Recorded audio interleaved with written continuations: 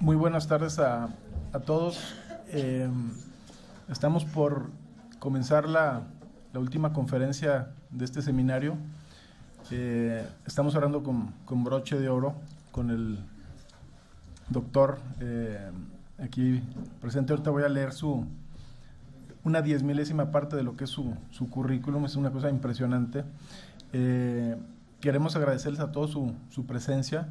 Igualmente el agradecimiento al patrocinio de la Facultad Libre de Derecho de Monterrey y al licenciado José Roble Flores, que hizo posible que tuviéramos aquí al doctor para esta muy interesante conferencia. Y la verdad es que no quiero robarle el tiempo a él porque tenemos un peso completo aquí, entonces solamente voy a darles una semblanza rápida de él y le voy a ceder la palabra para proceder. Va a dar su exposición y luego vamos a tener la oportunidad de tener una muy buena espacio para preguntas y respuestas. El doctor Francisco Javier Escaganuzas es doctor en Derecho por la Universidad del País Vasco y es catedrático de Filosofía del Derecho en esa misma universidad. Fue director durante casi 10 años y dirige el programa de doctorado La Globalización, Examen, Retos y Respuestas Interdisciplinarias y también el máster en Sociedad Democrática, Estado y Derecho. Es profesor del máster de Argumentación Jurídica en la Universidad de Alicante y del máster en Derechos Humanos del ITAM. En 2011 fue designado como profesor ad honorem del Instituto de la Judicatura Federal.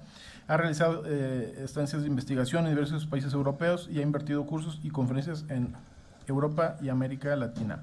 Ha sido visitante de México, donde ha participado en diversos foros judiciales, tanto federales como locales, así como en instituciones académicas y universitarias. Les pido un fuerte aplauso para el doctor y le cedo la palabra con su muy interesante conferencia. Bien, muchas gracias, Felipe, por tu presentación. Aunque parezca protocolario, de verdad que hablaba el profesor Aguiló antes de ayer de la emoción de estar aquí, pues con menos intensidad, porque mi vinculación con Alicante es desde hace muchísimos años, pero con menos responsabilidades que él, pero también de verdad para mí es muy emocionante el participar en este evento, en esta jornada. Me parece que han sido ustedes, todos quienes han asumido la organización, muy valientes y además que lo han hecho muy bien. Así que me da muchísimo gusto, sobre todo todos ustedes que conocen tanto sobre argumentación jurídica, que tuvieron la suerte en Alicante de ver pasar por allá no solamente a los compañeros y amigos del departamento del profesor Atienza, sino seguramente los mejores teóricos de la argumentación contemporáneos, que se hayan acordado de darme este espacio para dirigirme a ustedes. Esto sí que me emociona y lo agradezco de corazón.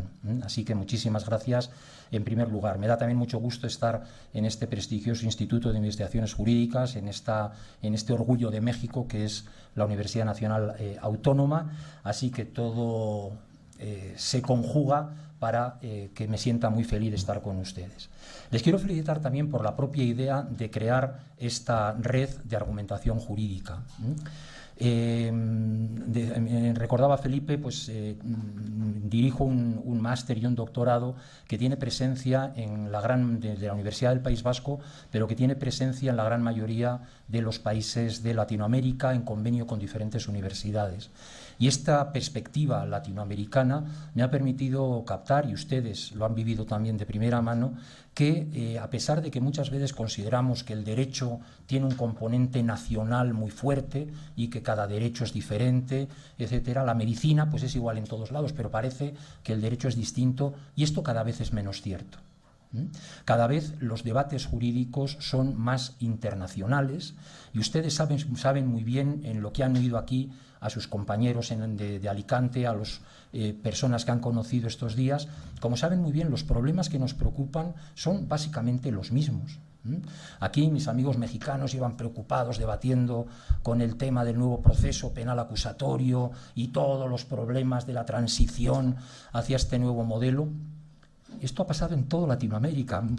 quienes de ustedes me escuchan que provienen de otros países saben que ha sido un problema que sigue siendo muchas veces un problema, un cambio muy importante. No digamos problemas como la corrupción, como la separación de poderes, como la independencia judicial, como la formación de los jueces.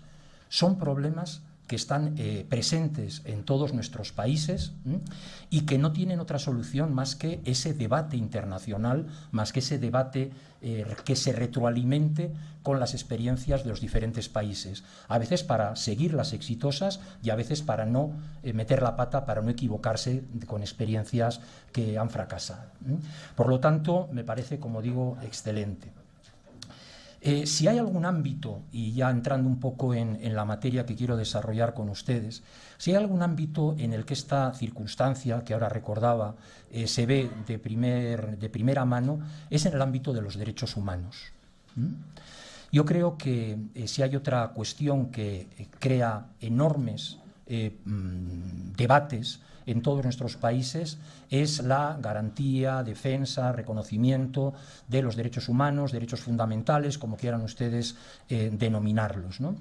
No les voy a recordar algo que conocen muy bien, pero si se ponen a pensar un poco en lo que ha sido la historia de los derechos humanos, o más bien de la defensa de las garantías de los derechos humanos en el periodo contemporáneo al menos, verán cómo hemos pasado de unas declaraciones más bien intencionadas que otra cosa, a la garantía de los derechos humanos, que fue un paso fundamental por medio de los tribunales, específicos, fundamentalmente los tribunales o cortes internacionales, que como parte de la defensa de la Constitución asumieron la defensa de los derechos, y estamos en este momento como en una nueva fase, en la que quizás lo que caracterizaría la defensa de los derechos humanos es su internacionalización.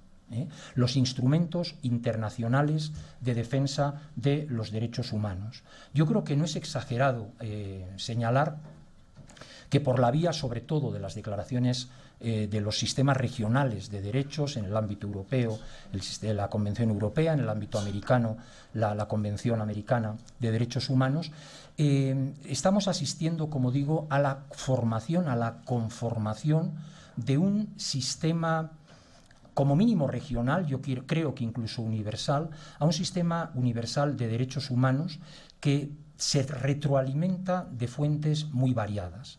Desde luego son los países, son las naciones las que han construido, por ejemplo, el sistema interamericano, la OEA, y a partir de ahí la Corte Interamericana, pero luego el trabajo de la propia Corte Interamericana repercute directamente, y México sabe mucho de esto, repercute directamente en el derecho nacional.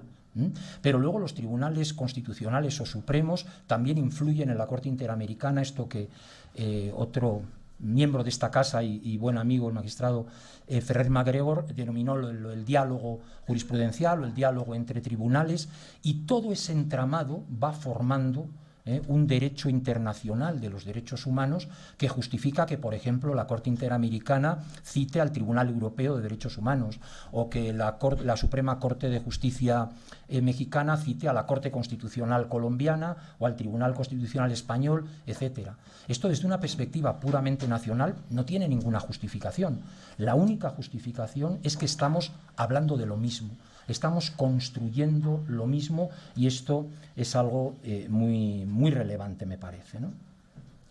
Claro, esta circunstancia crea graves dificultades, graves problemas. ¿Y por qué? Pues fundamentalmente, desde mi punto de vista, porque estamos muchas veces intentando explicar fenómenos de esta naturaleza, como esta apertura internacional al derecho de los derechos humanos. Estamos intentando explicarla con categorías que no sirven para ello. Categorías que muchas veces proceden del siglo XIX o antes y que responden a realidades completamente diferentes.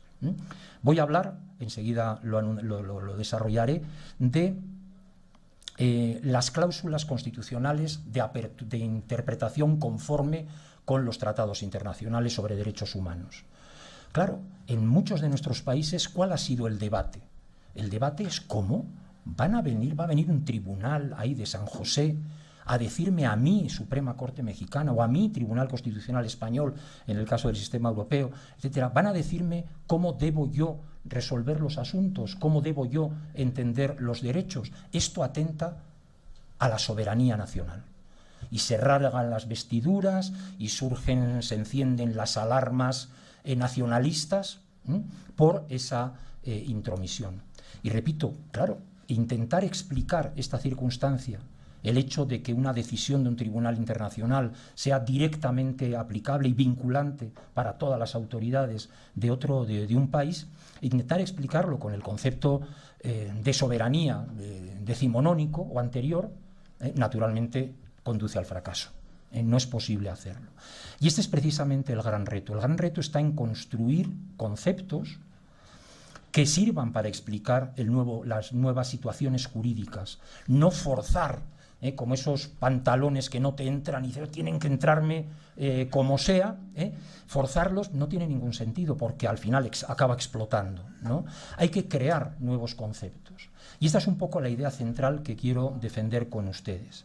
El hecho de que la existencia en la gran mayoría de las constituciones de nuestros países, la existencia de estas cláusulas de apertura al derecho internacional de los derechos humanos, de interpretación conforme con los tratados internacionales sobre derechos humanos, estableciendo listas abiertas de derechos humanos, etcétera, implican, desde mi punto de vista, una manera diferente de argumentar jurídicamente. La concepción tradicional de la argumentación me parece que chirría en algunos momentos si intentamos aplicarla tal cual al trabajo con los derechos humanos, sobre todo desde esta perspectiva internacional que es la que yo voy a abordar.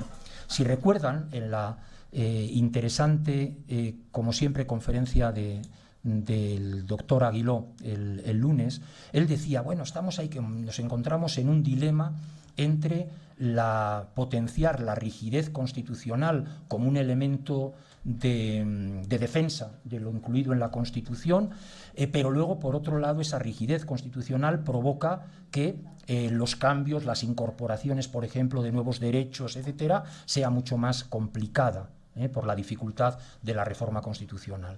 Pues bien, me parece que de algún modo estas cláusulas que incluyen nuestras constituciones de apertura al derecho internacional de los derechos humanos, me parece que de algún modo son un punto intermedio entre estos dos extremos al que él se refería. ¿Por qué? Porque por un lado no son incompatibles con la rigidez constitucional, pero al mismo tiempo son una verdadera ventana por la que pueden estar permanentemente entrando nuevos derechos o nuevos contenidos de los derechos existentes, ¿no? Esa es la importancia, me parece, de este tipo de cláusulas. A esto me voy a dedicar los minutos siguientes. Voy a intentar no hacer una exposición demasiado larga para que tengamos, siempre me parece mucho más interesante y más vivo el debate y las críticas y las objeciones y los comentarios, y con un público de tanta calidad como ustedes y tan variado de origen y de formación, me parece que puede haber un debate interesante, así que intentaré ceñirme a un tiempo razonable, ¿no? Voy a hablar, como les decía, de la interpretación de las cláusulas, sobre todo de interpretación conforme con los tratados internacionales sobre derechos humanos, y este instrumento de la interpretación conforme me gustaría comenzar señalando que es un instrumento, digamos, de algún modo ambivalente. Desde luego, lo único que justifica la interpretación conforme es el hecho de respetar al máximo lo que el legislador haya establecido. El principio de conservación de las normas y de respeto al legislador democrático en nuestro caso. Pero hay un riesgo, ¿no?, en la interpretación conforme, que es que para intentar conseguir esa conformidad de la disposición sometida a control, sea de constitucionalidad, sea de convencionalidad, podemos caer en el riesgo de hacer decir a ese texto algo que no dice y que desde luego no quería el legislador decir. De tal manera que, a pesar de que la interpretación conforme es un instrumento, como digo, de respeto al legislador, se puede convertir en un instrumento pura y simplemente de legislación cuando traspasamos determinados límites. Por eso, el último punto que abordaré será algunas ideas que someto a su consideración, que a mí también me plantean algunas dudas y algunas dificultades, pero los límites entre la interpretación conforme y el control difuso de constitucionalidad. Algo que en México en este momento está muy vivo, ¿no?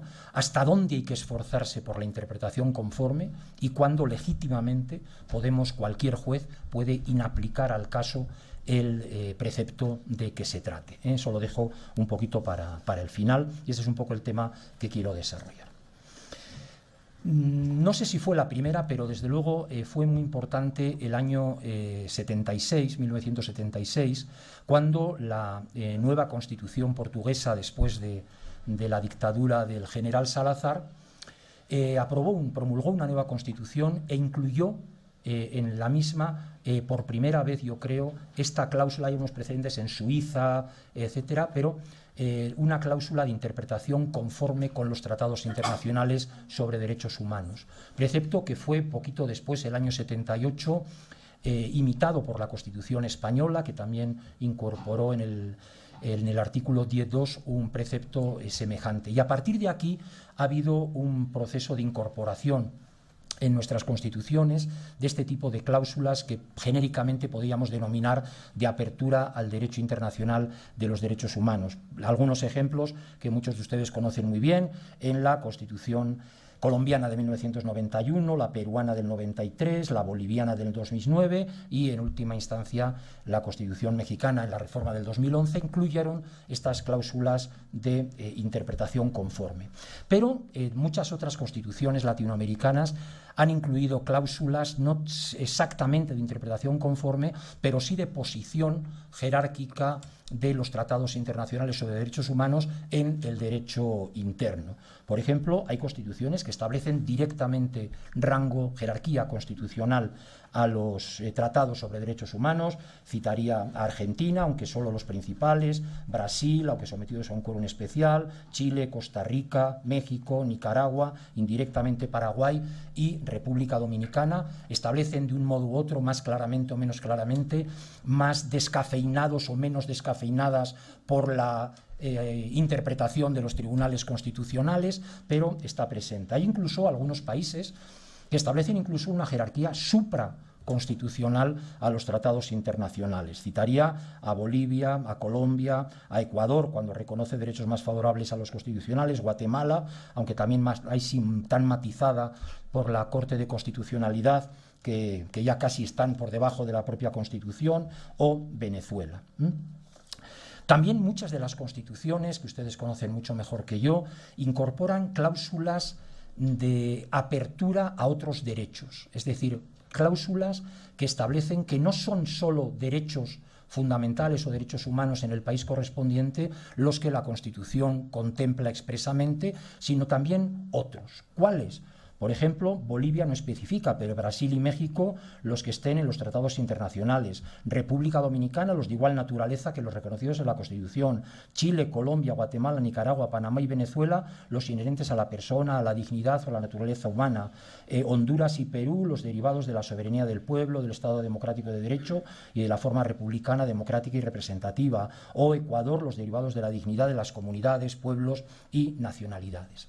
Como ven, cláusulas muy diversas, con fórmulas textuales también muy distintas, con diferentes intensidades, pero que me parece que todas ellas tienen en común esta voluntad de que la protección de los derechos humanos no se quede en una protección exclusivamente en el ámbito nacional, y abriendo, como decía antes, una puerta o una ventana a el derecho internacional de los derechos humanos. Independientemente de cuáles sean la fórmula utilizada por cada una de las constituciones, me parece que los problemas, y luego en el debate, si alguno de ustedes quiere intervenir, me dará mucho gusto, los problemas que se han planteado en todos nuestros países son muy similares en relación con estas cláusulas constitucionales. La jerarquía. ¿Qué pasa si hay una contradicción entre un tratado internacional y lo que establece la Constitución nacional? Problemón. luego diré algo sobre el mismo. Problemas de alcance de la cláusula pro persona, vinculatoriedad de la jurisprudencia de los tribunales internacionales, en el caso nuestro la Corte Interamericana de Derechos Humanos. ¿La interpretación conforme con los tratados internacionales es aplicable también a la Constitución o solamente a las disposiciones infraconstitucionales, etcétera, etcétera?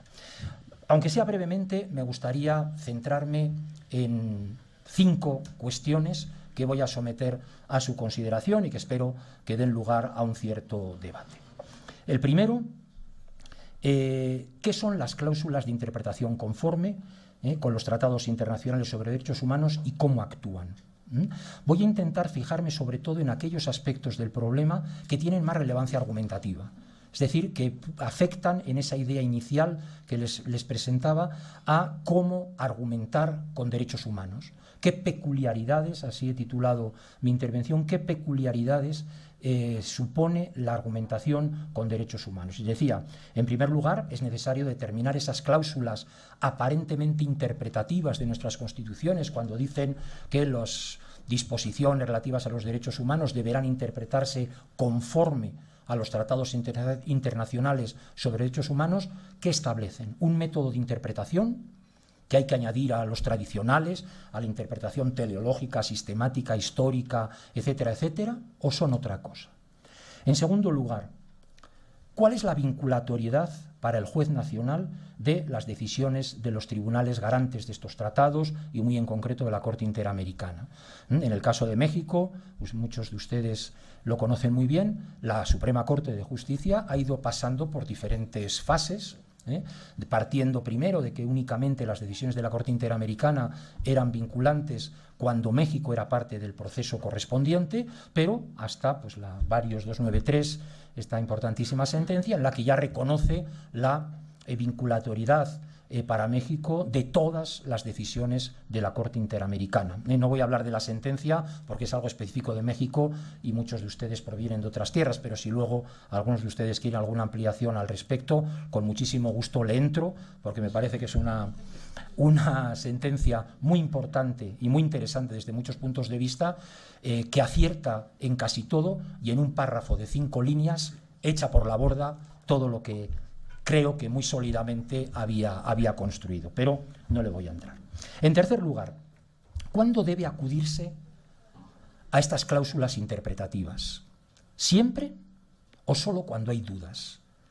El concepto de interpretación más habitual en nuestra cultura jurídica es un concepto que Wroblewski llamaría estricto de interpretación. Es decir, solamente interpretamos cuando hay dudas sobre el significado. Imagínense si aplicamos este concepto de interpretación a estas cláusulas de apertura al derecho internacional de los derechos humanos. Estaríamos dejando en el juez la decisión de si acude o no acude a los tratados internacionales. Si no tengo duda, ¿yo para qué voy a ir a ningún lado? Aplico la letra. Aplico la letra de mi ordenamiento. No tengo que acudir a ningún sitio porque no tengo duda. Y hay tribunales mexicanos, hay jueces mexicanos que han optado por esta solución. Y dicen, no, yo solamente si el derecho nacional sobre los derechos humanos, a mí no me ofrece ninguna duda, yo no tengo que acudir. Un problema también muy importante porque que puede implicar o un nuevo concepto de interpretación o, si no, el fracaso estrepitoso del sistema internacional de protección de los derechos humanos. En cuarto lugar, abordaré, porque no se puede esquivar, la relación entre Constitución nacional y tratados internacionales, sobre todo en caso de conflicto. ¿Qué podemos hacer ante esta situación? Soy tan optimista que espero darles alguna idea que quite tantos miedos y tantas reticencias, ¿no? Yo creo que en muchos de nuestros países la opinión sobre estas cláusulas constitucionales están determinadas por el miedo al ataque a la soberanía, el miedo al ataque a la supremacía constitucional, y eso hace mirarlas con recelo. Creo que hay fórmulas para darles la máxima potencialidad a estas cláusulas sin que haya por qué tener miedo a que la soberanía nacional se vea afectada o que se cuestione la supremacía constitucional.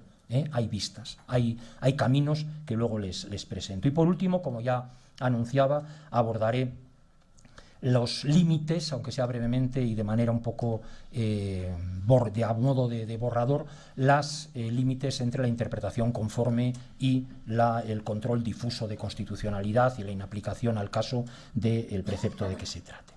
En primer lugar, les decía algunas ideas sobre estas cláusulas de interpretación conforme con los tratados internacionales sobre derechos humanos. Desde mi punto de vista, no se trata de métodos de interpretación. No son métodos de interpretación, no es un método de interpretación adicional el método comparatista o el argumento comparatista. Me parece que no. Me parece que estas cláusulas son, de nuevo vuelvo al profesor Jerzy Wróblewski, con terminología de Wróblewski, creo que estas cláusulas serían más directivas interpretativas de segundo grado de preferencia. Por si no lo recuerdan, les diría que Wróblewski y otros autores con otra terminología, Chiasoni o en fin, muchos autores, distinguen entre las directivas de primer grado, que serían las que justifican el significado que atribuyes a un enunciado, y luego estarían las directivas de segundo grado, que serían las que sirven para manejar las de primer grado. Y entre otras estarían las directivas de preferencia, que serían aquellas que nos permiten elegir entre diferentes significados. Por ejemplo, en el ámbito que estoy abordando de los derechos humanos, desde mi punto de vista, estas cláusulas lo que están indicándole al juez es, cuando se encuentra con un significado, tal vez el literal de un artículo, y otro significado, por ejemplo, el teleológico del artículo, se encuentra con dos significados y tiene que elegir. Y esto nuestros jueces no están acostumbrados a hacerlo. Se elige uno por los motivos que sean, normalmente ideológicos, y luego se busca la manera de justificar ese significado elegido. Pero no se pone el otro significado a dialogar, a argumentar con el elegido. Y esto es un fallo argumentativo desde mi punto de vista importante. Argumentar, ¿qué es? Ustedes lo saben muchísimo mejor que yo después de tantas horas y tantas lecturas sobre la cuestión. Argumentar, uno no puede argumentar consigo mismo, y ni uno puede argumentar con alguien que está completamente de acuerdo con él. En un mitin político es lo menos parecido a la argumentación. Ahí la gente no va a que le convenza o no a convencer, allí va a jalearse unos a los otros, qué buenos somos, cuántos somos y somos fantásticos. No, un debate en televisión entre políticos sí es argumentativo, porque hay dos posiciones. Por lo tanto, argumentar siempre es confrontar dos alternativas, dos posiciones, y dar argumentos en favor de una, que es tanto como dar argumentos en favor de por qué es mejor esa solución que una solución alternativa. Pues bien, en el ámbito que estoy hablando de los derechos humanos, estas cláusulas son verdaderas directivas de preferencia, en el sentido de que obligan al juez, no sugieren, obligan al juez, yo diría a cualquier operador jurídico, pero vamos a situarnos en el ámbito jurisdiccional, obligan al juez a elegir de los significados posibles aquel significado conforme con los tratados internacionales sobre derechos humanos frente a aquel significado que sea contradictorio, inconforme con los tratados internacionales sobre derechos humanos. En ese sentido, es una directiva de preferencia. Directiva de preferencia estrechamente vinculada con el principio pro persona. ¿Cuál es la razón por la que tenemos que elegir la interpretación conforme con los derechos humanos frente a la que no lo sea? Pues porque partimos de un principio que es la potenciación, la maximización de las garantías de los derechos humanos, del ámbito de disfrute de los derechos humanos. Y en ese sentido, la interpretación conforme, como digo, es casi un hermano, una hermana del principio pro persona. Y esto tiene algunas importantes consecuencias. Desde mi punto de vista, aunque una Constitución no contemple expresamente el principio pro persona, si contempla la interpretación conforme, creo que debe considerarse incluido en la propia Constitución el principio pro persona, aunque expresamente no esté contemplado y como una derivación lógica, como una consecuencia lógica de la anterior. Y a la inversa, Si una Constitución contiene el principio pro persona, pero no menciona la interpretación conforme, creo que esta también debe considerarse implícitamente incluida, porque es un instrumento para obtener ese resultado que el principio pro persona persigue. Daría un paso más. Desde mi punto de vista, estas cláusulas de interpretación conforme no solamente deben llevar a elegir el significado conforme frente al significado inconforme, sino que desde mi punto de vista obligan a elegir el significado más conforme frente al significado menos conforme. ¿Y esto qué significa? Significa, desde mi punto de vista, que debe optarse por aquel significado que optimice en mayor medida el derecho. No basta contentarse, desde mi punto de vista, con la simple no contradicción entre lo que establece, por ejemplo, la Constitución Nacional y los tratados internacionales, sino que, como decía al comienzo, creo que en nuestros mundos, en nuestras regiones, se va formando un sistema regional de derechos humanos alimentado de diferentes fuentes, y que debe llevar, como digo, a conseguir una serie de objetivos, una serie de resultados, no a la mera no contradicción. Para esto no hacían falta estas maletas, para contentarse con esa versión de dieta light de las cláusulas de apertura al derecho internacional y los derechos humanos, no hacían falta estas reformas constitucionales o estas declaraciones pomposas, ¿no? Por lo tanto, si lo que se pretende es la máxima potenciación de los derechos, me parece que debe derivarse de ahí esta directiva de que entre dos significados posibles, ambos compatibles con los tratados internacionales, debe elegirse el que en mayor medida optimice, potencialice el derecho correspondiente.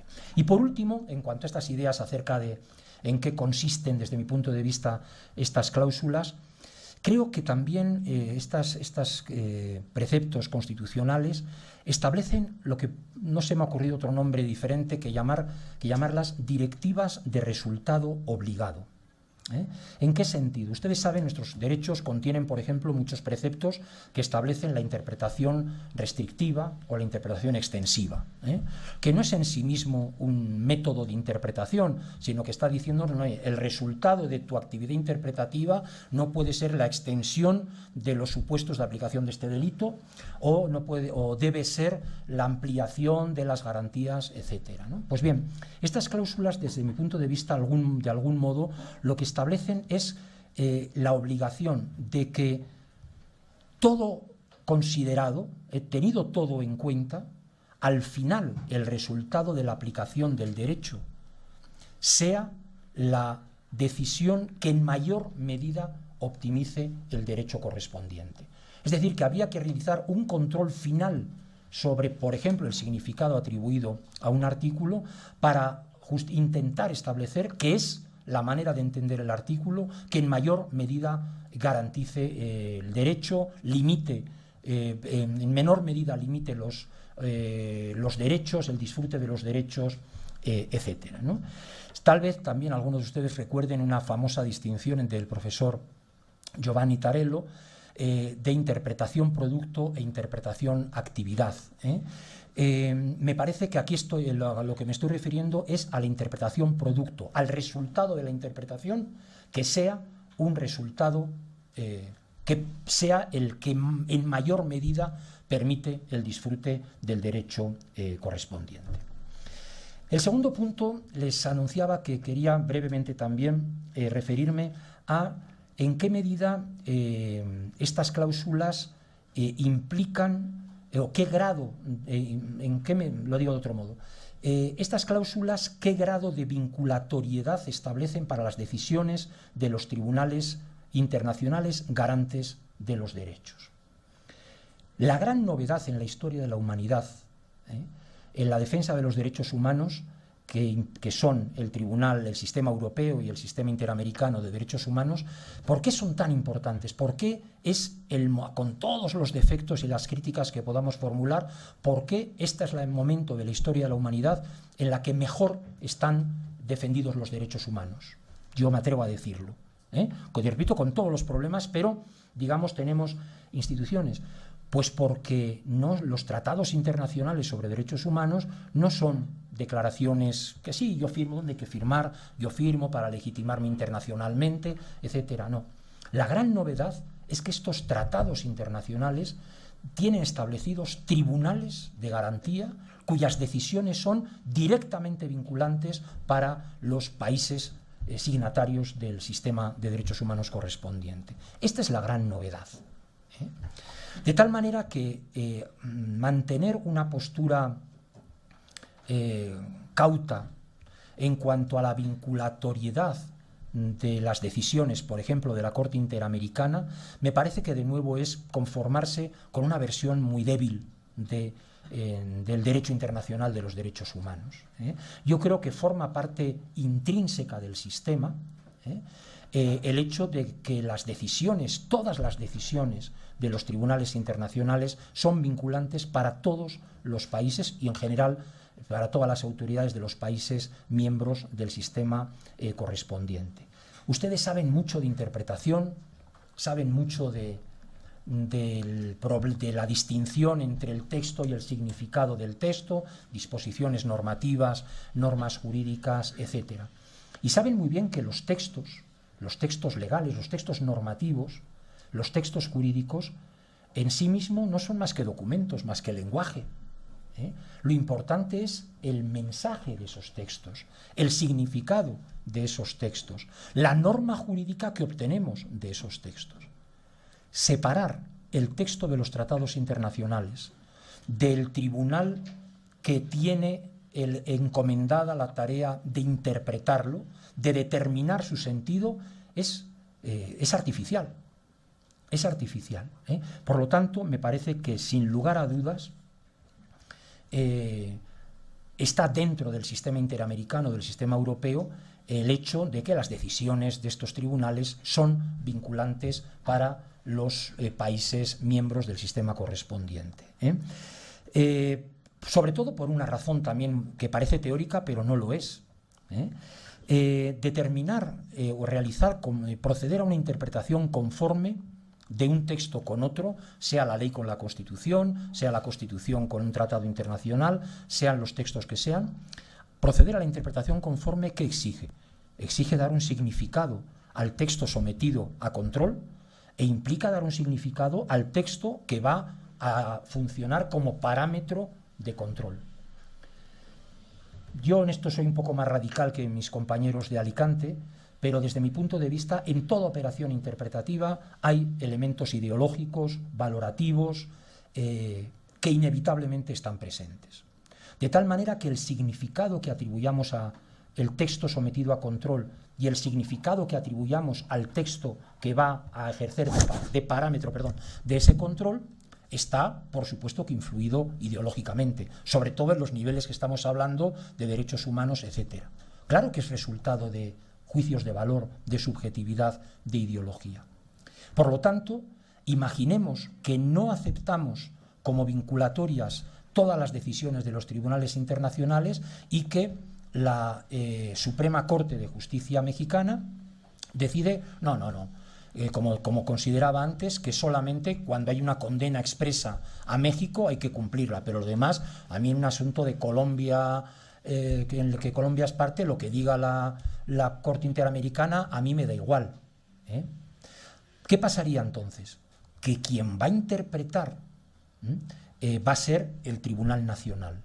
¿Y cuál es el riesgo? Que en lugar de interpretar el ordenamiento nacional conforme a los tratados internacionales, interprete los tratados internacionales conforme al derecho nacional, para que encaje, para que no haya contradicción.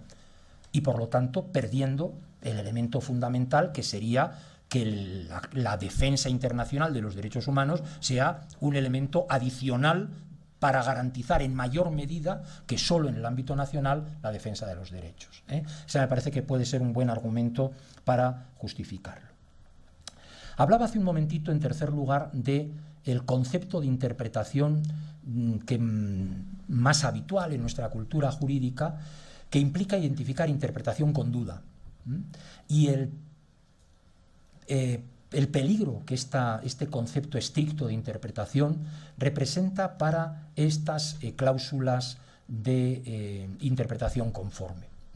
¿Por qué? Como decía hace un momentito, porque si dejamos que el juez acuda o no acuda a estas cláusulas en función de que le plantee alguna duda o no le plantee ninguna duda el derecho nacional, pues estamos perdiendo de nuevo ese objetivo, esa virtualidad de la conexión internacional, que es una mayor y mejor defensa de los derechos adicional a la del plano nacional. Por lo tanto, desde mi punto de vista, y luego diré una cosita también sobre esto, desde mi punto de vista, acudir a los tratados internacionales sobre derechos humanos cuando en nuestras constituciones existe la cláusula correspondiente es una obligación en cualquier acto de aplicación del derecho en los que estén involucrados derechos humanos. No es algo que el juez pueda elegir. Esto no quiere decir que en toda sentencia deba citarse el tratado internacional o el pacto internacional correspondiente. No, creo que hay que flexibilizar un poco, no es necesaria esa mención, pero sí el tomarlo en consideración. Luego les presentaré las relaciones entre Constitución y tratados, en la que espero que se verá un poquito más claro, pero me parece que si no optamos por esta solución, me parece que de nuevo tendríamos una versión descafeinada de este sistema internacional de protección de los derechos. ¿Y esto qué consecuencia tiene? Les decía antes que argumentar con derechos tiene algunas peculiaridades.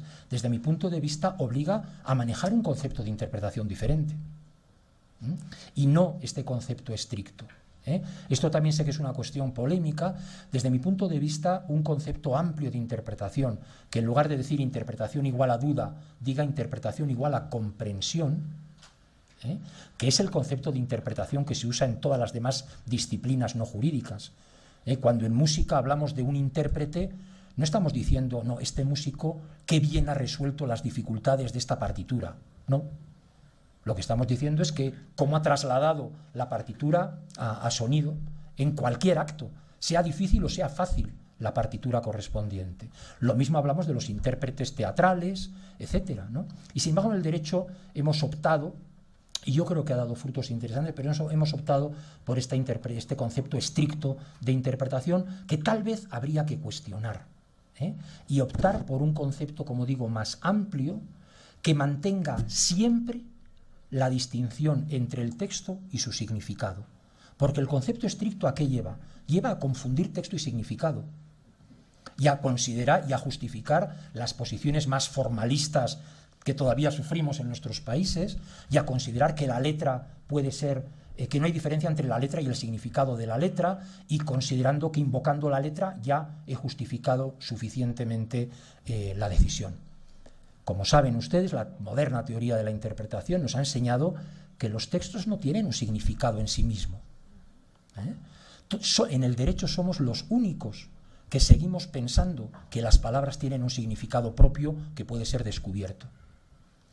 Una cosa divertida entre todos nuestros países es que todos hablamos español, pero tenemos nuestras peculiaridades lingüísticas y es muy divertido el uso de los términos, y a un español cuando va a Chile y ve la polla ahí en cárcel enorme, pues nos da la risa, y cuando, no sé, cuando un mexicano ve que a esto le llamamos en España una chaqueta, pues también se sonríe, y en tantas cosas, ¿no? Es divertido. Yo recuerdo cuando todavía se podía fumar en los aviones, y en las aerolíneas latinoamericanas había un cartel al fondo ahí que decía prohibido fumar parado. Un español, al leer ese cartel, ¿qué hubiera hecho? Estar por el pasillo sin detenerse, fumando, porque el único sentido del verbo pararse en España es detenerse, no como en el resto de Latinoamérica, que es estar también de pie, ¿no? Hubiéramos estado todo el rato haciendo lo contrario de lo que la advertencia pretendía, ¿no? Bueno, esta tontería, ¿por qué se la comento? Primero, porque es muy divertida y es uno de los alicientes de viajar por Latinoamérica y de conocer gente como ustedes. Pero también, en segundo lugar, muestra muy bien que la relación entre el lenguaje y la realidad es puramente convencional y que podemos alterar libremente, siempre que haya el acuerdo correspondiente, podemos alterar libremente esa relación sin que se afecte el significado. Y en el derecho seguimos pensando que el lenguaje tiene un sentido propio que puede ser descubierto. Y esto guía en buena medida nuestra interpretación. Y esto está de algún modo detrás de ese concepto estricto de interpretación. Y me parece una buena razón para abandonarlo, y desde luego en el ámbito de los derechos he intentado explicar cómo sería muy perjudicial seguir con ese concepto estricto. Entro en el problema de fondo, donde están las mayores dificultades, que podríamos denominar el control de convencionalidad de la Constitución, en definitiva, las relaciones Constitución-tratados internacionales, ¿no? Que es donde surgen los miedos. Que la ley deba interpretarse conforme a la Constitución y los tratados ya lo tenemos bastante asumido y no plantea mayores problemas. Pero si resulta que tengo miedo que una cláusula de mi Constitución, por poner un ejemplo al azar, el arraigo, pueda ser contraria a la Convención Americana de Derechos Humanos, esto puede condicionar completamente toda la manera de entender estas cláusulas, para prevenirse frente a esto. Si me permiten, mis amigos mexicanos, de algún modo me parece que la Suprema Corte, en la sentencia que antes comentaba, en la Varios 293, de algún modo esta cautela en cuanto a los límites constitucionales a los derechos que prevalecerían sobre lo que establecen los tratados internacionales, de algún modo me parece que está detrás un poco esa cautela de que no vengan a imponernos, a declarar inconvencional una parte de la Constitución, ¿no? Como digo, por tanto, es aquí donde están los problemas. Hay situaciones de relación entre Constitución y tratados internacionales que no son problemáticas. Si dicen lo mismo, como sucede en muchas ocasiones, naturalmente no hay problema. Como todos ustedes son ya expertos en argumentación, les daría un tip en este asunto. A pesar, desde mi punto de vista, a pesar de que lo que dice un tratado internacional o un pacto internacional sobre derechos humanos y lo que diga su Constitución nacional sea idéntico, yo les animaría, incluso en ese caso, a citar también la fuente internacional. Primero porque, como saben muy bien, la reiteración es un potente elemento retórico, un potente elemento de persuasividad. Igual que a veces en la prueba en la prueba de los hechos, no contamos con un hecho que sea una prueba de cargo fuerte. ¿Y cómo lo solventamos? Pues por medio de una acumulación de indicios, de una acumulación de pruebitas para intentar probar los hechos. Del mismo modo, en la argumentación interpretativa hay ocasiones en las que hay muy buenos argumentos para justificar un significado y otras que esa justificación la tenemos que lograr por una concatenación de argumentos añadidos un poco en el mismo sentido, ¿no? Pues bien, me parece que decir que una determinada derecho, una norma que regula un derecho, está regulada de manera coincidente en la Constitución Nacional y en el Tratado Internacional, creo que le da una persuasividad mucho mayor y además justifica que ustedes han acudido, aunque sea para confirmarlo, han acudido a lo que establece el Tratado Internacional. Me parece un instrumento argumentativo, persuasivo, interesante. Hay otras ocasiones, muchas, en las que la regulación nacional es más favorable al disfrute del derecho que la internacional. Y no solamente muchas veces pasa así, sino que ojalá pasara siempre. Ojalá pasara siempre. Los tratados internacionales son mínimos que los países signatarios se comprometen a cumplir, pero lo ideal es que queden sobrepasados los tratados internacionales porque la protección nacional es más fuerte, es más intensa. En tercer lugar, tampoco creo que habría conflicto cuando el Tratado Internacional y la Constitución se complementan. Es muy frecuente también que nuestros tribunales acudan a un tratado internacional para aclarar un plazo razonable que dice el derecho nacional, un plazo razonable de detención, y el tratado internacional o la jurisprudencia del tribunal correspondiente nos da pistas para cómo hay que entender el plazo razonable. Hay una complementariedad, y tampoco aquí creo que habría mayores problemas. Donde están los problemas es cuando hay conflicto. Cuando la Constitución dice una cosa y el Tratado Internacional dice otra cosa diferente. Y aquí, como decía, es cuando se encienden las alarmas y se invocan la soberanía, se rasgan las vestiduras, etcétera, ¿no? Bien, me parece que hay algunos caminos, algunas fórmulas para evitar o para minimizar ese conflicto. Y explicado muy brevemente, si luego alguno de ustedes quiere alguna otra aclaración, lo hago con mucho gusto. Desde mi punto de vista, la manera más sencilla para razonar con derechos humanos de fuente internacional es considerar que por la vía de estas cláusulas constitucionales esos derechos forman parte de la Constitución nacional. Esto la Suprema Corte lo dijo de algún modo, por eso digo que esa sentencia tiene muchas cosas muy interesantes, ¿no? Si parten ustedes, en lugar de pensar que es un derecho que surge de una organización internacional o una sentencia que procede de un tribunal internacional, pero no, el artículo, por ejemplo, por deferencia a nuestros anfitriones, si el artículo 1 de la Constitución mexicana establece que son derecho mexicano los tratados internacionales sobre derechos humanos, esto no lo dice Costa Rica, esto lo dice la Constitución mexicana, lo dice la Constitución mexicana. Bueno, pues si lo dice, ¿esto qué implica? Implica que por la puerta del artículo 1 se incorporan al derecho mexicano todos los tratados, todos los derechos incluidos en todos los tratados internacionales ratificados por México. Y si pensamos que entonces todos estos derechos forman parte de la Constitución mexicana, se nos aclaran muchas cosas. ¿Qué pasa cuando se encuentran ustedes con un conflicto en su Constitución entre el derecho al honor y la libertad de expresión? Permanentemente en conflicto. ¿Qué hacen? Bueno, ponderan, ¿no?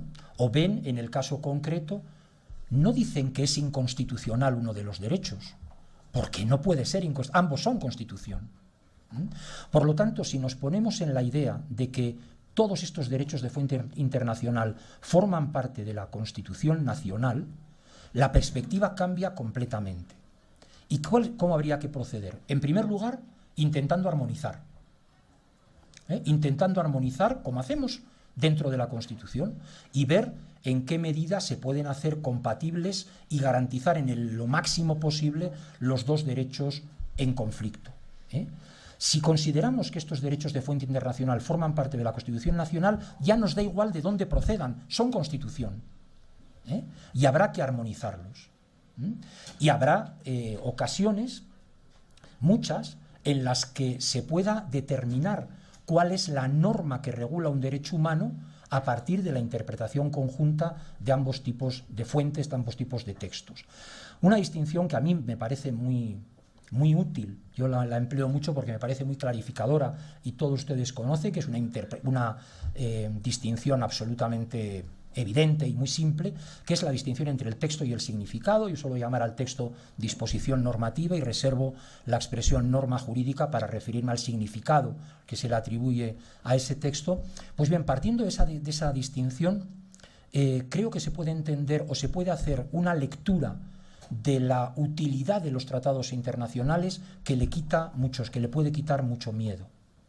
En definitiva, estas cláusulas, desde mi punto de vista, lo que estarían indicando es que la norma mexicana, sigo con el ejemplo de México, la norma mexicana sobre los derechos humanos debe obtenerse siempre a partir de la interpretación sistemática de las disposiciones de la Constitución mexicana y de las disposiciones de los tratados internacionales ratificados por México.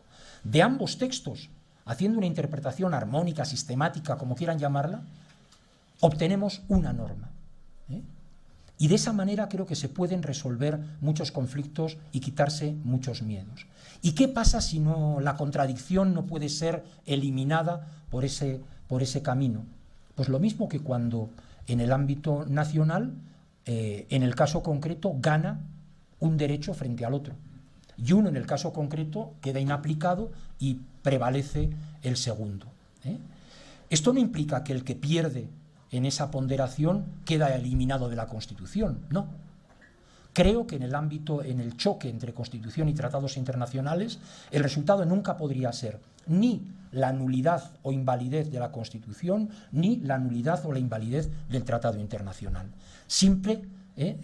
Como mucho, lo que sucedería es que queda inaplicado al caso uno de los ámbitos, tal vez el constitucional, tal vez el del tratado internacional, y de ese modo, como digo, creo que se puede eliminar muchos problemas.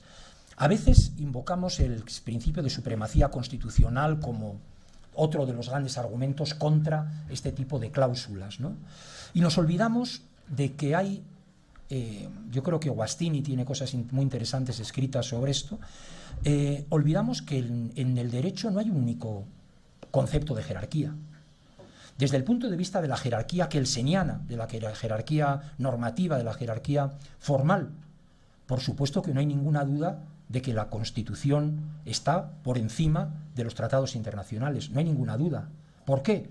Porque el constituyente mexicano puede, con la facilidad con que se reforma la Constitución en México, eliminar el artículo primero. Se acabó el problema. Se acabó el problema. En la medida en que tú tienes el sartén por el mango, naturalmente estás por encima, pero el problema está, o la cuestión está en que muchas veces manejamos otro concepto de jerarquía que no es esta jerarquía formal, sino una jerarquía que suele llamarse axiológica. ¿Ustedes creen que sus tribunales constitucionales, cuando anulan un artículo de una ley, están jerárquicamente por encima del Congreso que la ha aprobado? No, nadie diría esto. Nadie lo diría. Y sin embargo es un tribunal que puede anular nada menos que una ley fruto del representante de la soberanía. No, consideramos que libremente el Congreso, el país de que se trate, la Constitución de que se trate, se somete a un tribunal para una mayor garantía de los derechos, porque piensa que se le va a garantizar mejor el derecho correspondiente. En el ámbito de los tratados internacionales sobre derechos humanos creo que el esquema es muy similar. El hecho de que el tratado internacional prevalezca en un determinado caso frente a la Constitución nacional no lo coloca jerárquicamente por encima de la Constitución, ni a la Corte Interamericana jerárquicamente por encima de la Suprema Corte, no. Primero, cada uno de nuestros países, en uso de su soberanía, ha decidido incorporar esas cláusulas y someterse a la jurisdicción de estos tribunales, en uso de su soberanía. Y, por lo tanto, con esas aclaraciones me parece que se podría resolver algunos miedos y luego, si quieren, como digo, algún desarrollo, lo hago con mucho gusto. Termino. El último punto que quería tratar muy brevemente es el de los límites de la interpretación conforme. Este problema, por ejemplo, en España no se plantea, porque en España no hay control difuso de constitucionalidad. Solamente existe control concentrado y solamente el Tribunal Constitucional es el competente para expulsar del ordenamiento jurídico o inaplicar un determinado precepto. Pero en muchos de sus países existe el control difuso de constitucionalidad, a raíz precisamente del asunto Radilla-Pacheco y de la condena a México. También en México está esta posibilidad de cualquier juez mexicano, no solamente puede, sino que debe realizar control de constitucionalidad y control de convencionalidad. Pero esta competencia judicial plantea un enorme problema, que es, bueno, ¿hasta dónde debo realizar la interpretación conforme? ¿Hasta dónde debo llegar? ¿Y cuándo legítimamente o justificadamente puedo proceder a un control difuso de inconstitucionalidad e inaplicar para el caso concreto el precepto de que se trate? Por supuesto, el control abstracto y general con efectos generales lo sigue teniendo la Suprema Corte. Pues no es fácil establecer algunas pautas generales, pero me atrevo muy brevemente y para terminar, darles algunas ideas así muy telegráficamente al respecto. Son ideas no tanto para decirles cuándo, desde mi punto de vista, hay que hacer interpretación conforme y cuándo hay que inaplicar. Son ideas, y espero que capten el matiz, que tal vez les puedan servir una vez que han tomado esta decisión para justificarla. Si son instrumentos de justificación más que de toma de decisión. ¿Y cuáles serían? Por ejemplo, en primer lugar, me parece que es muy importante tomar en cuenta la causa de la inconstitucionalidad o de la inconvencionalidad. Por ejemplo, si la inconstitucionalidad la provoca el silencio acerca de un caso que debería estar incluido, Me parece que la interpretación conforme es el mejor instrumento, una interpretación conforme diciendo que hay que entender incluido el precepto, el caso cuya ausencia provoca la inconstitucionalidad o la inconvencionalidad. Pero si la causa es el propio texto, tal vez sea mejor proceder a la inaplicación. Me parece también, en segundo lugar, interesante tener en cuenta que si se trata o no de una verdadera laguna jurídica. Si es una verdadera laguna jurídica, es decir, un aspecto no regulado debiendo estarlo, tal vez también en este caso la interpretación conforme sea adecuada. Pero hay ocasiones en las cuales hablamos de laguna jurídica sin serlo y es una decisión consciente del legislador de no incluir ese supuesto en la consecuencia jurídica de que se trate. Aquí la interpretación conforme me parece que no vale y el camino adecuado es el de la inaplicación. Me parece también que no puede dejarse de lado la afectación a la intención legislativa. No hay que olvidar que el legislador es quien goza de la legitimidad democrática.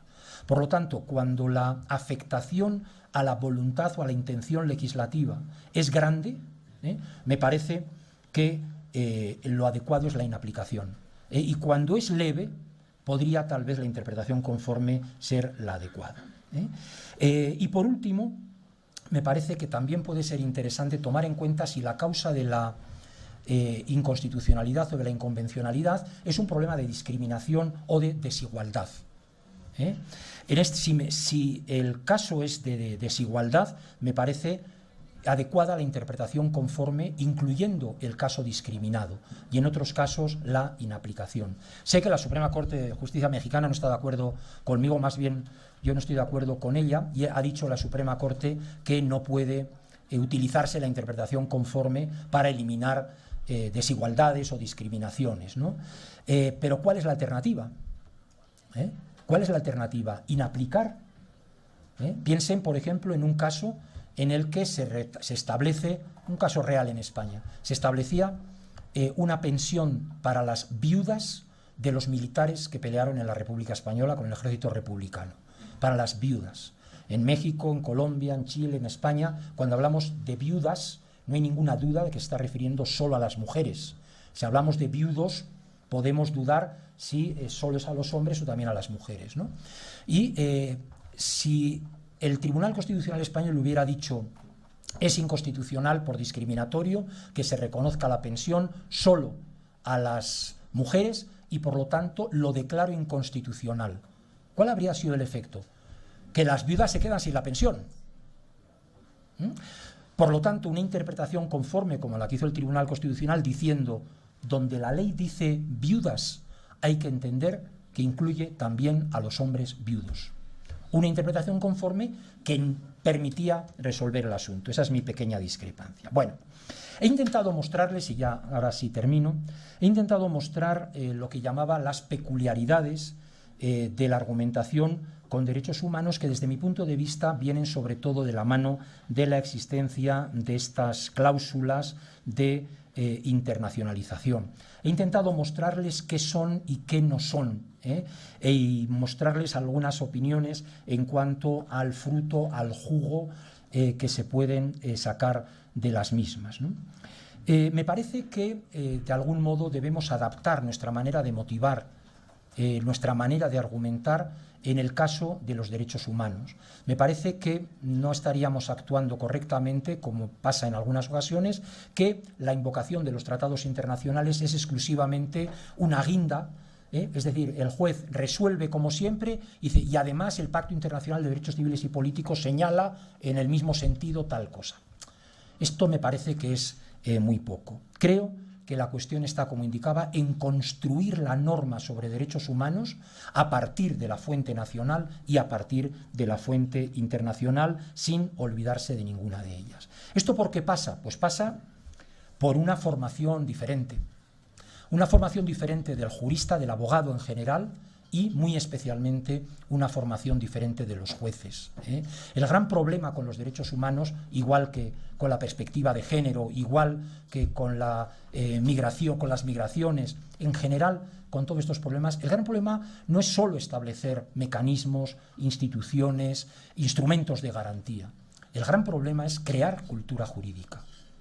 una cultura determinada en relación con los derechos humanos. Si no conseguimos que los operadores jurídicos, sobre todo los jueces, tengan esa formación que les lleve, sin darse cuenta, a mayor garantía de los derechos humanos, estaremos muy lejos todavía de ese escenario ideal. Me parece que todos ustedes, habiendo seguido el curso de Alicante, estando aquí presente, escuchando a este español que viene a hablarles, pues creo que han entendido perfectamente esto. Creo que los amigos, los compañeros de Alicante con el máster han entendido perfectamente esto, lo decía quienes intervenían el primer día. Creo que el máster de Alicante es mucho más que un máster, y esta red creo que es mucho más que una red para divertirse hablando de determinados temas, ¿no? Yo creo que el futuro está por aquí, está en ponernos de acuerdo entre nuestros países. Me parece que tenemos un potencial enorme, y para mí es un privilegio haber participado en este casi puesta de largo de la red, que se hayan acordado de mí, y me pongo a disposición de todas ustedes y de todos ustedes, pues para, si quieren cualquier aclaración y desde luego formular cualquier crítica, la aceptaré con deportividad. Muchísimas gracias.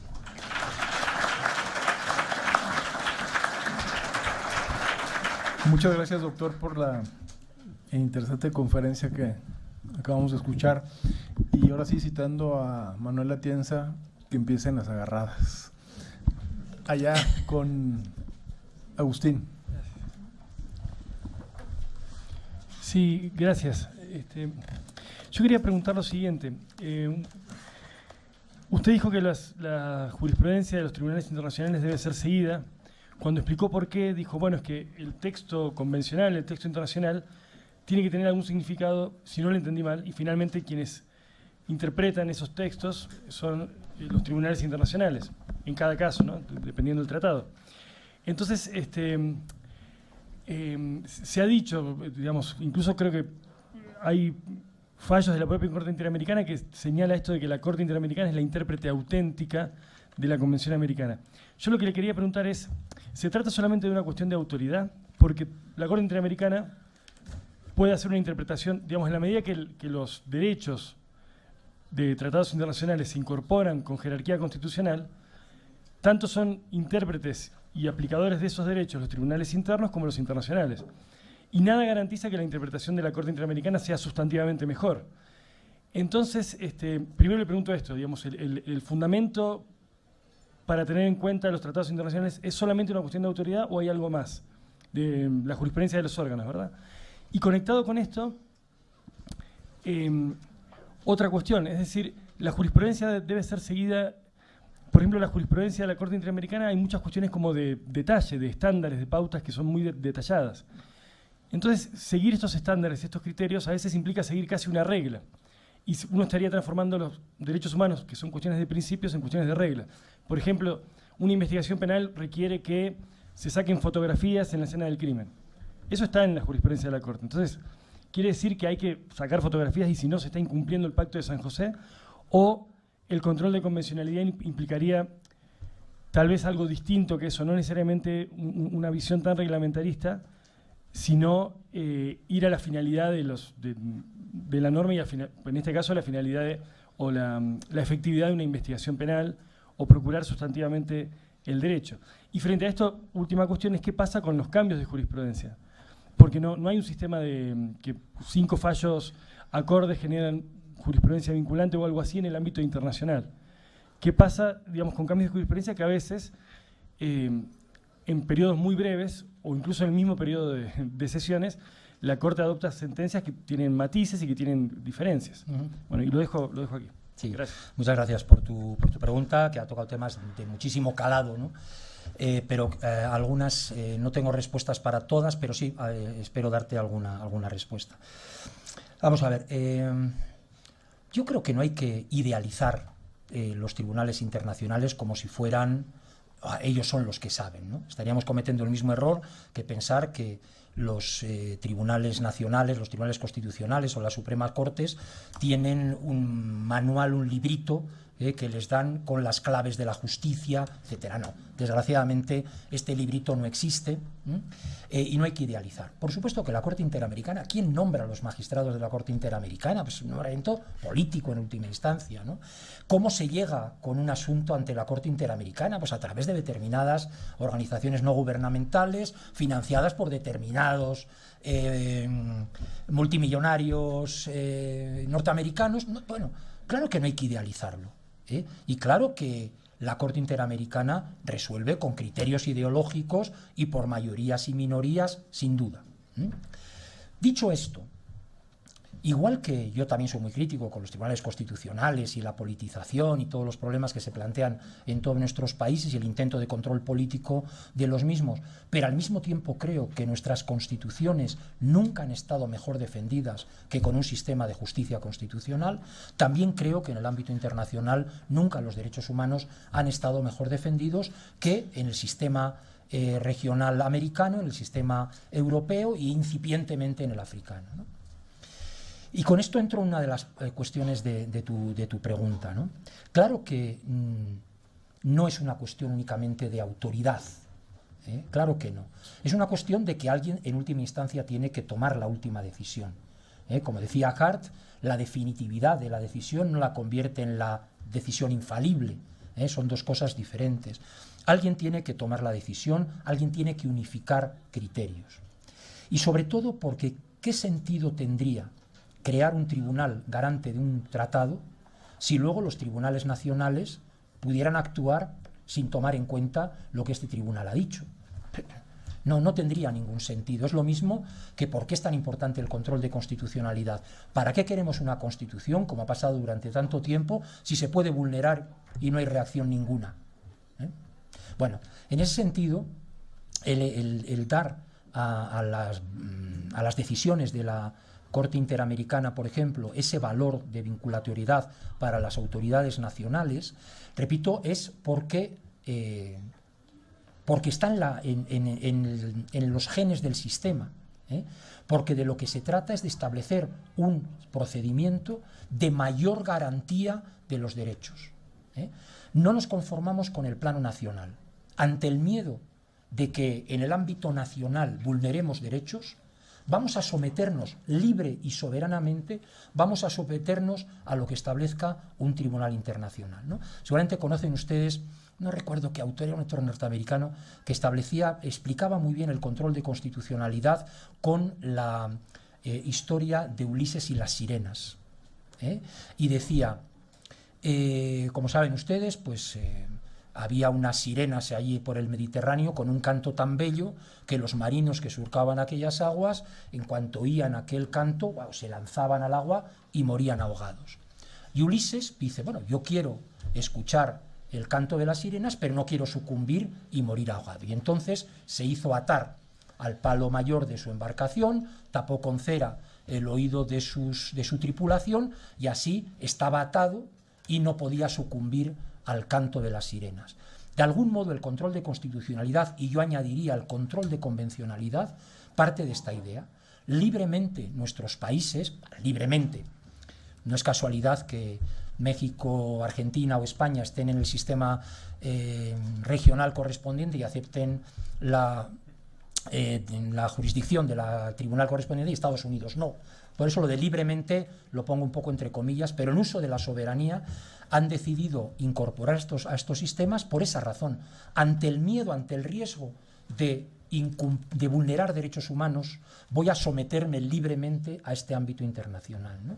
Eso es, digamos, la razón de fondo por la cual me parece que debe darse ese valor, porque es que si no, se hunde el sistema. Aunque, por supuesto, la interpretación que, por ejemplo, de la Convención Americana hace la Corte Interamericana sea una interpretación, como todas, desde mi punto de vista, subjetiva, ideológica y que responde a determinados valores. No tengo ninguna duda.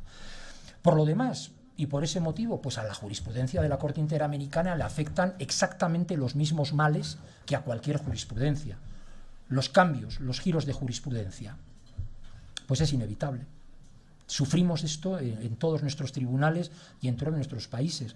A mí siempre me ha preocupado, y aunque la ley de amparo, la nueva ley de amparo mexicana algo toca de este asunto y me parece muy bien, siempre me ha preocupado mucho que desde el primer semestre de la carrera de Derecho sabemos que la ley no puede ser retroactiva más que si beneficia en el ámbito penal, etcétera, ¿no? Y sin embargo la jurisprudencia es retroactiva. La jurisprudencia es retroactiva. Lo que pasa es que lo justificamos diciendo, no, pues que los tribunales no crean derecho, aplican derecho. Eso ya estaba en la ley y lo declara el tribunal. Cuando la moderna teoría de la interpretación nos ha mostrado que esto no es verdad, y que el tribunal está creando una norma jurídica que previamente no existía, pues este edificio de algún modo se derrumba, ¿no? Y por los cambios de jurisprudencia o determinar qué aspecto de la decisión es la ratio decidendi, lo vinculante, y qué aspectos no. Pues es un problema que sufrimos en todos nuestros países, menos por ejemplo en México o en Brasil, que con el sistema de tesis lo que hace prácticamente el tribunal es legislar, es casi redactar un artículo, una definición no legislativa, sino una definición jurisprudencial. ¿Cuál es el problema? Que muchas veces esa propia definición plantea los mismos problemas interpretativos o de alcance que los propios artículos, ¿no? Así que, bueno, como ves, no tengo respuesta para todo, pero me has permitido, con tu interesante pregunta, aclarar algunas de las ideas. Gracias. Tenemos todavía tiempo para otra pregunta o comentario. Sí, buenas tardes. Yo quisiera hacerle una pregunta, licenciado. Usted comentó que los derechos humanos actualmente son los más defendidos en esta época. Sin embargo, yo pienso que en nuestros países latinoamericanos los derechos humanos están siendo violados cotidianamente. Entonces, yo quería preguntar si nuestros gobiernos, como es el caso de México, forma parte de la Corte Interamericana de Derechos Humanos y forma parte también de la Convención Americana. Si alguno de estos estados de Latinoamérica no respetan su orden constitucional y por tanto los tratados que han sido incorporados a ese orden constitucional, ¿qué fuerza vinculante podría tener la Corte Interamericana con respecto a las demandas que se presenten en materia de violación de derechos humanos? Bien, de nuevo, gracias por su pregunta. ¿De qué país viene? ¿Es usted mexicana? Sí, yo soy mexicana y soy abogada litigante. Ok, muchas gracias. No, se lo decía porque digamos, la botella tiene el líquido que tiene, usted la ve medio vacía y yo la veo medio llena, ¿no? ¿En qué sentido lo quiero decir? Tiene toda la razón. Por supuesto que no estoy pensando en que la situación de los derechos humanos en el mundo, no solo en Latinoamérica, es maravillosa. No solamente no es maravillosa, sino que hay elementos muy preocupantes y hay que estar muy alerta, porque no corren buenos tiempos para los derechos humanos. Y no en Latinoamérica, con países que están eligiendo gobernantes cuya posición sobre los derechos humanos, por decirlo de manera suave, es muy discutible, también en Europa, y el racismo y el nacionalismo y tantos problemas. No, por supuesto que el mundo que tenemos no me gusta nada. Simplemente a lo que yo me refería era a que en este momento contamos con más mecanismos de reacción frente a las vulneraciones de derechos que en épocas anteriores. Esas vulneraciones de derechos se han dado siempre. Quiero creer que en tiempos pasados todavía más que en la actualidad. Ahora también hay más vulneraciones de derechos porque hay más derechos y porque damos más contenido a los derechos. Antes una mujer pues aceptaba con resignación que su esposo la madreara. Lo aceptaba con resignación como parte del débito conyugal. Hoy en día, afortunadamente, no. O que un cura abusara sexualmente de él. Hoy, afortunadamente, no. Y esto es parte de ese éxito de la cultura de los derechos humanos, ¿no? Quiero dar esa visión optimista. Por otro lado, usted, fíjese, hace solamente 25 años en México. ¿Usted cree que hubiera sido posible el procesamiento, con todos los problemas del mundo, pero el procesamiento de un gobernador? ¿Usted cree que hubiera sido imaginable que una sentencia de un tribunal internacional provoque una reforma de la Constitución mexicana tan importante como la de derechos humanos? ¿Usted cree que hace 20 años hubiera sido posible en el Perú el procesamiento y la condena de un expresidente? En tantos países están pasando cosas que me parece que son cambios sustanciales. ¿Que falta mucho? Joder, ya lo creo que falta. Pero tenemos los mecanismos. Y esta internacionalización, con todos los problemas que al compañero, que mencionaba en relación a la pregunta del compañero, esa protección internacional es algo más, es un paso más. Y, por lo tanto, estar contentos de que esos pasos se hayan dado, pero estar muy alerta, porque yo también coincido con usted que no solo en Latinoamérica, sino en el mundo, empezando por los vecinos del norte y siguiendo por Europa, la situación es complicada. Y tenemos a gente atravesando México, jugándose lo único que tiene, la vida, que no vale nada, simplemente para tener una vida mejor. Tenemos tiempo para una pregunta nada más, muy cortita por favor, para poder terminar. Gracias. Le voy a cortar la quinta parte. En el caso concreto pues, de nuestro país, México, donde la voluntad jurídica, donde la voluntad del juzgador está en manos del titular, el ejecutivo, ¿qué hacer?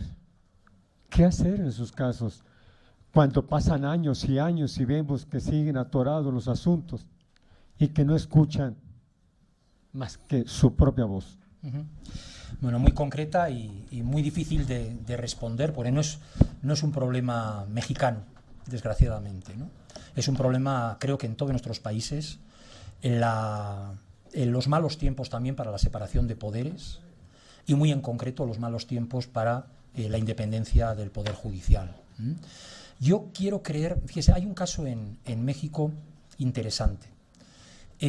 Cuando se creó la jurisdicción electoral, primero el Tribunal Federal Electoral, el TRIFE, y luego el Tribunal Electoral del Poder Judicial de la Federación, se colaron en aquel primer tribunal una serie de magistrados que dieron realmente la vuelta al derecho electoral, estableciendo políticas. ¿Y por qué se pudieron colar en aquel primer tribunal? Porque nadie lo tomaba en serio, pensaban, un tribunal electoral, tenemos todo perfectamente atado, ¿no?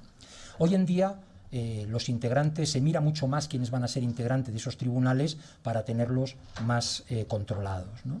Es decir, y en España el Tribunal Constitucional Español te salen los colores cuando casi en los periódicos le ponen en el pecho el logotipo del partido político a cada uno de los magistrados del tribunal.